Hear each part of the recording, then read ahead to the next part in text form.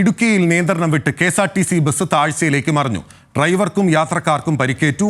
അടിമാലി 10-ാം മൈലിലാണ് അപകടം. ഉടുമൽപേട്ടിൽ നിന്ന് എറണാകുളത്തേക്ക് പോയ ബസ്സാണ് അപകടത്തിൽപ്പെട്ടത്. വിവരങ്ങളുമായി ഇടുക്കിയിൽ നിന്ന് ആൽവിൻ ചേരുകയാണ്. ആൽവിൻ, എങ്ങനെയാണ് അപകടം ഉണ്ടായത്? 6:45 സമയമായപ്പോഴാണ് ഈ അപകടം ഉണ്ടാകുന്നത്. അടിമാലി ഇരുമ്പുപാലം ടൗണിന് സമീപത്തായി ചെറായി പാലം എന്ന സ്ഥലത്ത് വെച്ചാണ് ഈ ബസ് താഴ്ചയിലേക്ക് മറിഞ്ഞത്. നിയന്ത്രണം വിട്ട് മറിയുകയായിരുന്നു.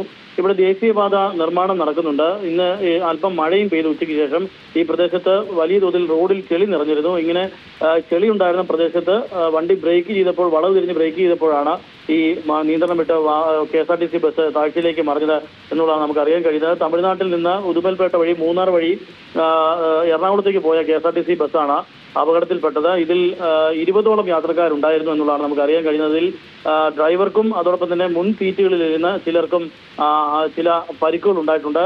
ആ പരിക്കുകൾ അത്ര ഗുരുതര പരിക്കുകളല്ല, പക്ഷേ അവരെ ഉടൻ തന്നെ അവിടെ നിന്ന് നാട്ടുകാർ എത്തിച്ചേർന്ന് പെട്ടെന്ന് അവരെ അവിടെ നിന്ന് രക്ഷിച്ച് അടിമാലിയിലെ താലൂക്ക് ആശുപത്രിയിലേക്കും അതോടൊപ്പം തന്നെ സ്വകാര്യ ആശുപത്രിയിലേക്കും മാറ്റിയിട്ടുണ്ട്. ഏതായാലും വലിയ ഗുരുതരമായ പരിക്കുകൾ ആർക്കുമില്ല എന്നുള്ളതാണ് ഇതിൽ ഏറ്റവും ആശ്വാസം ആയിട്ടുള്ളത്. 6:45 മണിയോടുകൂടിയാണ് ഈ അപകടം ഉണ്ടാകുന്നത്.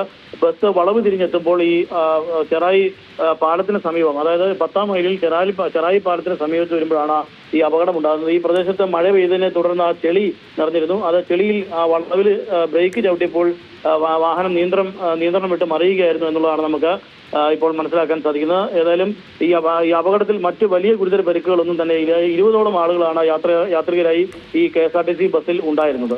ബില്ല്. ഓക്കെ, ആൽവിനാണ് വിവരങ്ങൾ നൽകിയത്. ഇടുക്കിയിലാണ് അപകടം ഉണ്ടായിട്ടുള്ളത്. KSRTC bus താഴ്ചയിലേക്ക് മറിയുകയായിരുന്നു. ഡ്രൈവർക്കും യാത്രക്കാർക്കുമാണ് പരിക്കേറ്റത്. അടിമാലി 10-ാം മൈലിലാണ് അപകടം ഉണ്ടായത്.